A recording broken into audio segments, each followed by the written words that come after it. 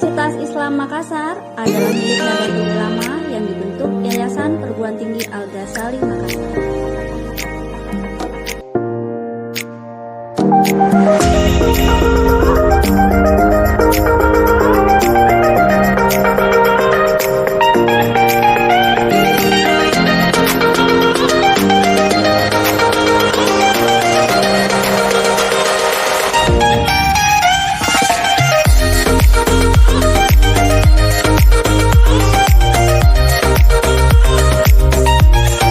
Assalamualaikum warahmatullahi wabarakatuh.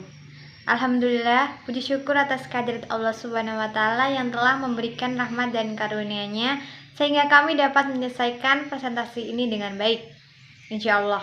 Pertama-tama, marilah kita panjatkan puji syukur kepada Baginda Sallallahu Alaihi Wasallam yang telah membawa kami dari zaman yang penuh kegelapan pada zaman yang penuh cahaya seperti saat ini. Allahumma amin. Kami dari kelompok 6 akan menjabarkan presentasi tentang perguruan pencaksilat dari dalam maupun dari luar negeri. Membawa materi diantaranya saya sendiri, Mita Lestari, dan Rini. Baik, saya akan membacakan hasil presentasi kelompok kami. Pencaksilat berasal dari dua kata, yakni pencak dan silat. Dilansir dari Wikipedia, pencaksilat atau silat adalah suatu seni bela diri tradisional yang berasal dari Kepulauan Nusantara atau Indonesia. Pencaksilat adalah olahraga bela diri yang memerlukan banyak konsentrasi. Ada pengaruh budaya Tionghoa, agama Hindu, Buddha, dan Islam dalam pencaksilat. Biasanya setiap daerah di Indonesia mempunyai aliran pencaksilat yang khas. Misalnya, daerah Jawa Barat yang terkenal dengan aliran Cimande dan Cikalong. Di Jawa Tengah ada aliran Merpati Putih, dan di Jawa Timur ada aliran Perisai Diri. 5 perguruan pencaksilat yang disegani di Indonesia. Yang pertama, ada Persaudaraan Setia Hati Ternate. Organisasi ini didirikan pada tahun 1922 di Madiun, Jawa Timur. Setiap tahun, Persaudaraan Setia Hati selalu mendapatkan anggota baru dalam jumlah yang tidak sedikit. Bahkan tak cuma dari Indonesia, melainkan juga dari luar negeri. Persaudaraan Setia Hati Ternate dikenal luas sebagai PSHT atau SH Ternate, yakni organisasi yang diinisiasikan oleh Ki Hajar Hardjo Utomo pada tahun 1922 dan kemudian disepakati namanya menjadi Persaudaraan Setia Hati Ternate pada kongres pertamanya di Madiun pada tahun 1948. Setiap tahun, Persaudaraan Setia Hati selalu mendapatkan anggota baru dalam jumlah yang tidak sedikit, bahkan tak cuma dari Indonesia, melainkan juga dari luar negeri. Untuk menjadi anggota atau saudara dalam organisasi ini, para calon perlu melewati proses latihan yang terbilang cukup berat hingga ia benar-benar menjadi warga Persaudaraan Setia Hati Ternate. PSHT merupakan organisasi pencaksilat yang tergabung dan salah satu yang turut mendirikan Ikatan Pencaksilat Indonesia atau IPSI pada tanggal 18 Mei 1948. Saat ini, PSHT diikuti sekitar 7 juta anggota, memiliki cabang di 236 kabupaten atau kota di Indonesia, 10 komisariat di perguruan tinggi dan 10 komisariat luar negeri di Malaysia, Belanda, Rusia atau Moskow, Timur Leste, Hong Kong, Korea Selatan, Jepang, Belgia, dan juga Prancis. Yang kedua, ada Persinas Asad, perguruan yang bertujuan untuk menghimpun seluruh potensi persamaan cita-cita dan tujuan dalam melestarikan tradisi dan budaya bangsa. Dengan moto pencaksilat is my life, Persinas Asad Jakarta Pusat mencoba membangkitkan semangat generasi silat untuk membela kebenaran dan membela golongan yang lemah. Perguruan Silat Nasional atau Persinas adalah suatu yayasan yang didirikan pada tanggal 30 April 1993 dengan akta nomor 430 notaris JL Waworontu untuk waktu yang tidak terbatas. Moto, Ampuh Sehat Aman Damai. Tujuan, melestarikan budaya bangsa, khususnya ilmu seni bela diri pencaksilat. Yang ketiga, Pencaksilat Putra Muhammadiyah. Perguruan Seni Bela Diri Indonesia Tapak Suci Putra Muhammadiyah atau disingkat Tapak Suci adalah sebuah aliran, perguruan, dan organisasi pencaksilat yang merupakan anggota IPSI atau Ikatan Pencaksilat Indonesia. Tapak Suci termasuk dalam 10 perguruan historis IPSI yaitu perguruan yang menunjang tumbuh dan berkembangnya IPSI sebagai organisasi. Tapak suci berasas Islam, bersumber pada Al-Quran dan As-Sunnah. Berjiwa persaudaraan, berada di bawah naungan Persyarikatan Muhammadiyah sebagai organisasi otonom. Yang ke-11, Tapak suci berdiri pada tanggal 10 Rabiul Awal 1383 Hijriah atau bertepatan dengan tanggal 31 Juli 1963 di Kauman, Yogyakarta. Tapak suci memiliki moto, dengan iman dan akhlak saya menjadi kuat, tanpa iman dan akhlak saya menjadi lemah. Organisasi Tapak Suci berkiprah sebagai organisasi pencaksilat, berinduk kepada Ikatan Pencaksilat Indonesia, dan dalam bidang dakwah bergerak. Tapak Suci merupakan pendekar, pencetak kader dari Muhammadiyah. Pimpinan Pusat Tapak Suci Putra Muhammadiyah berkedudukan di Kauman, Yogyakarta, dan memiliki kantor perwakilan di ibu kota negara. Yang keempat, ada perisai diri. Silat perisai diri merupakan perpaduan berbagai aliran atau teknik bela diri yang diambil intisarinya dan disesuaikan dengan anatomi dan kebutuhan manusia. Gerakan dan jurus silat perisai diri pun mudah dimengerti dan gampang dipelajari oleh murid-muridnya. Teknik dan jurus-jurus yang diolah dan digabung itu antara lain Jawa Timuran, Minangkabau, Betawi, Cimande, burung meliwis, burung garuda, kuda kuningan, linsang, harimau, naga, satria hutan, satria, pendeta, putri bersedia, putri berhias, putri teratai, dan putri sembahyang. Organisasi pencaksilat satu ini didirikan di Surabaya pada 2 Juli 1953. Salah satu yang khas dari perguruan ini adalah adanya 156 aliran yang dikategorikan berdasarkan karakter gerakan silat. Anggota perguruan ini sudah tersebar luas bahkan hingga ke mancanegara. Salah satu prestasi yang ditorehkan yaitu berhasil menyabet gelar juara umum 2 pada kejuaraan silat perisai diri pertama Brawijaya Open Cup 2016 yang digelar di Gor Samanta Krida Universitas Brawijaya Malang 28 September sampai 2 Oktober 2016 kemarin. Yang kelima, merpati putih. Arti dari merpati putih itu sendiri adalah suatu singkatan dari bahasa Jawa, yaitu mersudi pati tising tindak pusakane titising hening, yang dalam bahasa Indonesia berarti mencari sampai mendapat kebenaran dan ketenangan, sehingga diharapkan seorang anggota merpati putih akan menyelaraskan hati dan pikiran dalam segala tindakannya. Selain itu, PPS Betako Merpati Putih mempunyai moto sumbangsih tak berharga namun keikhlasanku nyata. Organisasi pencaksilat Merpati Putih berkembang dari tradisi Jawa sejak 1550. Ini merupakan organisasi pencaksilat tertua di Indonesia yang sampai saat ini jumlah anggotanya sudah tersebar hingga mancanegara. Merpati Putih dikenal dengan aliran pencaksilat bela diri tangan kosong atau Betako.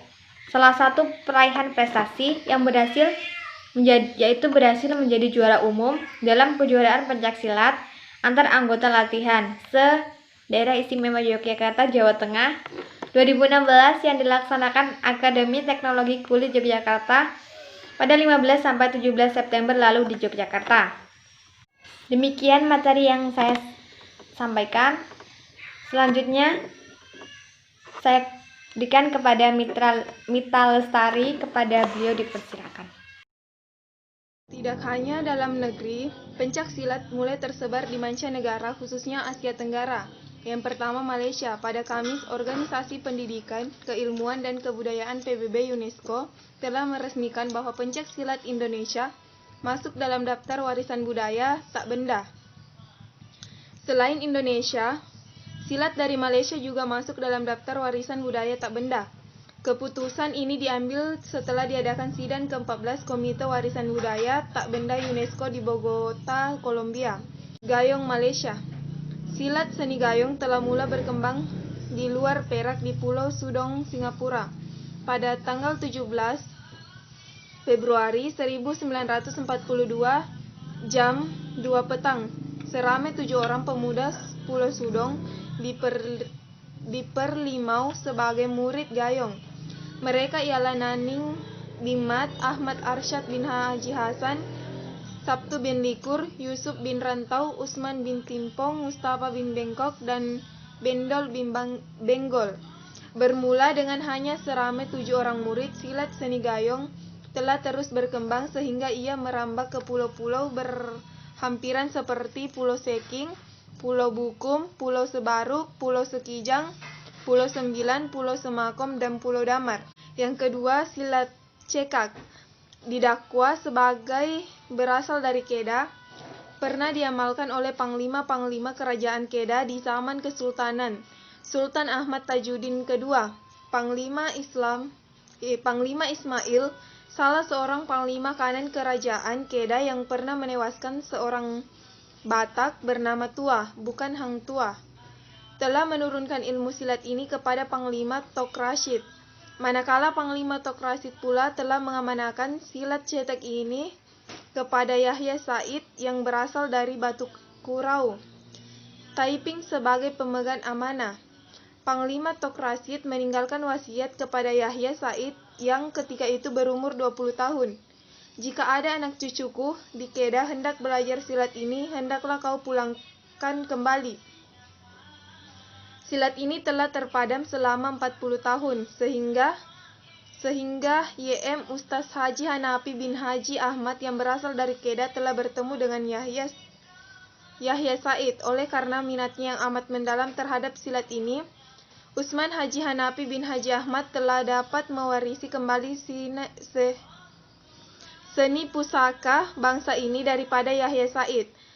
Pada 5 Ramadan 1385 Hijriah, bersamaan 28 Desember 1965, bertempat di rumah Syafi'i Darus, Batu 4/3/4 Jalan Gunung Alor Setar, Kedah.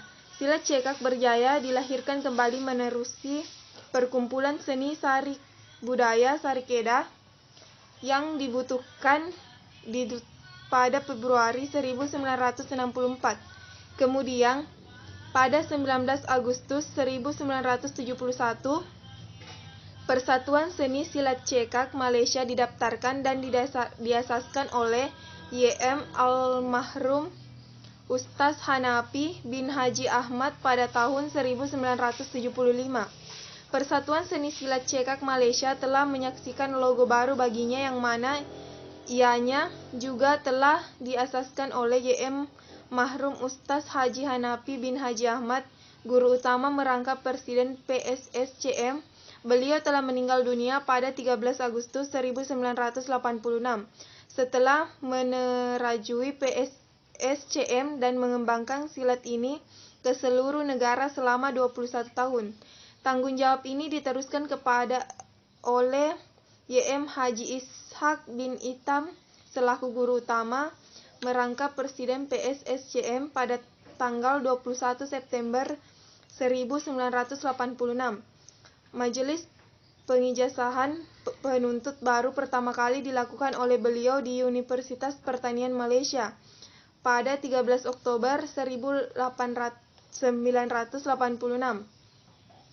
Seterusnya, sehingga sekarang cawangan-cawangan PSSCM telah berkembang di seluruh semenanjung Malaysia. Yang ketiga, silat lincah. Silat lincah adalah satu aliran perguruan silat tempur di Malaysia dengan nama Pertubuhan Seni Silat Lincah Malaysia. Sesuai sebagai pertubuhan silat yang bukan sahaja mengutamakan gerakan langkah dan semangat tempur hang jebat, ahli-ahli juga disisipkan amalan-amalan diri sebagai penguat pendiri ahlinya. Pertubuhan yang dipimpin oleh Datuk Haji Omardin bin Mauju ini bergerak aktif sejak didaftarkan pada tahun 1969. Bukan saja dikenali di Malaysia, sebaliknya berjaya mengembangkan sayap ke beberapa negara luar termasuk England, Belgium, New Zealand, Holland, Prancis, Madagaskar, dan yang terbaru di Korea Selatan, sehingga kini mencapai 30.000 keahlian di luar negara. Dengan keunggulan kepemimpinan Datuk Mahaguru Haji Omardin, kini PSSLM sudah pun mempunyai keanggotaan seramai lebih dari 800.000 orang ahli di pelosok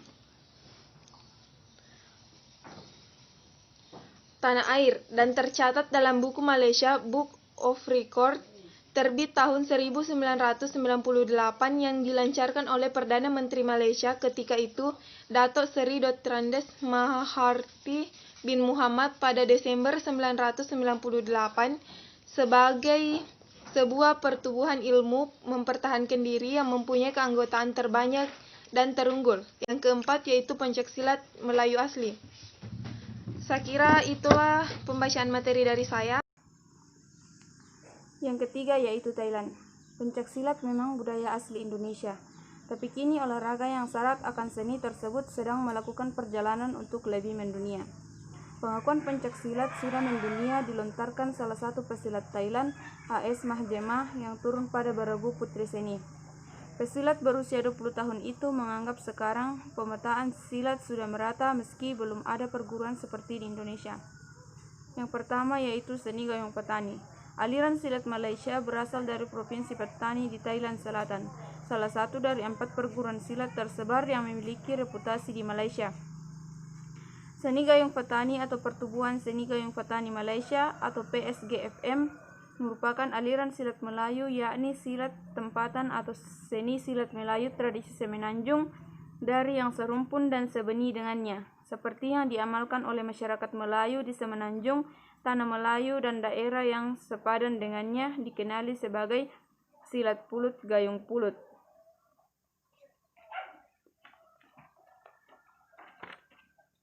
Yang keempat yaitu Filipina. Mapolindo silat aliran silat yang didirikan oleh Dan Inosanto untuk menghormati guru silatnya. Tradisi aliran silat Malaysia, Filipina, dan Indonesia. Selain dari Asia Tenggara, negara lain seperti Amerika Serikat juga memiliki perguruan pencaksilat internasional. Yang pertama, Amerika Serikat. Poin pertama, pukulan pencaksilat serak atau sera ditemukan oleh Pak Sera dari suku Badui dan dikembangkan oleh Mas Roen dan Mas Joet. Victor de Tours mengajarkan pukulan sera di area Los Angeles. Poin 2, sempat silat didirikan oleh Pak Sari Mojeki, pengembangan tongkat rotan bergaris yang aliran silat keturunannya dilanjutkan oleh Maha Guru Pak Victor de Tours. Poin ketiga, Persatuan Pencaksilat Inti Ombak, aliran pencaksilat Madura dan Mataram, Yogyakarta, dan dilestarikan oleh Guru Daniel Prasetya yang juga merupakan saudara sepadepokan dengan Pusaka Sakti Mataram Lakutama. Poin keempat, pukulan Cimande Pusaka, aliran silat Cimande yang diturunkan dari Mas Jud diajarkan oleh pendekar William Sanders. Aliran ini termasuk seni asli Embakajir Kahir dari desa Tarikolot. Poin kelima, tongkat silat didirikan Maha Guru Pak Fitz de Tours pada 1957 dengan pengaruh silat sempat dan serak atau sera. Selain di Asia Tenggara dan Amerika Serikat, perguruan pencaksilat juga tersebut hingga ke negeri lainnya seperti Eropa. Poin pertama, saudara kaum di Prancis mengajarkan silat Minangkabau dan silat dari Tanah Sunda. Pandeka Miharge Sentak di Australia mengajarkan silat dari Minangkabau. Timor Leste, Kemanek Oan Raiklaran atau KORK ditemukan oleh Pak Jos dos Santos Naimori Bucar di Sukosuro, distrik Ainaro, diresmikan secara nasional sebagai organisasi pencaksilat pada tahun 2021. Selain itu, semua yang menjadi pokok pembelajaran kita adalah Pagar Nusa, perguruan pencaksilat yang berada di Indonesia di bawah naungan Nahdlatul Ulama atau NU. Sejarah berdiri pada para tokohnya. Menurut ensiklopedia Nahdlatul Ulama, Pagar Nusa bertugas menggali, mengembangkan, dan melestarikan seni bela diri di pencaksilat Indonesia. Nama resminya adalah Ikatan Pencaksilat Nahdlatul Ulama atau IPSNU. Pagar Nusa kemudian sekarang membuang kata ikatan menjadi Pencaksilat Nahdlatul Ulama. Sedangkan Pagar Nusa sendiri berarti pagarnya Nahdlatul Ulama dan Bangsa. Pagar Nusa dibentuk 3 Januari 1986 di Pondok Pesantren Lirboyo, Kediri, Jawa Timur. Nahdlatul Ulama menegaskan pendirian dan kepengurusannya melalui Surat Keputusan tanggal 9 Zulhijjah 1406 atau 16 Juli 1986. Lahirnya Pagar Nusa berawal dari perhatian dan keprihatinan para kiai Nahdlatul Ulama terhadap surutnya ilmu bela diri pencaksilat di pesantren. Padahal pada awalnya pencaksilat merupakan kebanggaan yang menyatu dengan kehidupan dan kegiatan pesantren. Surutnya pencaksilat antara lain ditandai dengan hilangnya peran pondok pesantren sebagai padepokan pencaksilat. Padahal sebelumnya pondok pesantren merupakan pusat kegiatan ilmu bela diri tersebut. Kiai atau ulama pengasuh pondok pesantren selalu merangkap sebagai ahli pencaksilat, khususnya aspek tenaga dalam atau hikmah yang dipadu dengan bela diri. Pada saat itu seorang kiai sekaligus juga pendekar pencaksilat. Beberapa tokoh yang pernah menjadi ketua umum Pagar Nusa adalah KH Agus Maksum Jauhari, KH Suharbillah, KH Faud Anwar, KH Aizuddin Abdurrahman, dan saat ini HM Nabil Harwen. Kepada Rini diucapkan terima kasih. Demikian materi yang kelompok 6 berikan. Saya Rita Safira sebagai moderator. Mohon maaf sebesar-besarnya jika ada banyak sekali kekurangan yang ada. Wallahul muwaffiq ila aqwamit thoriq. Wassalamualaikum warahmatullahi wabarakatuh.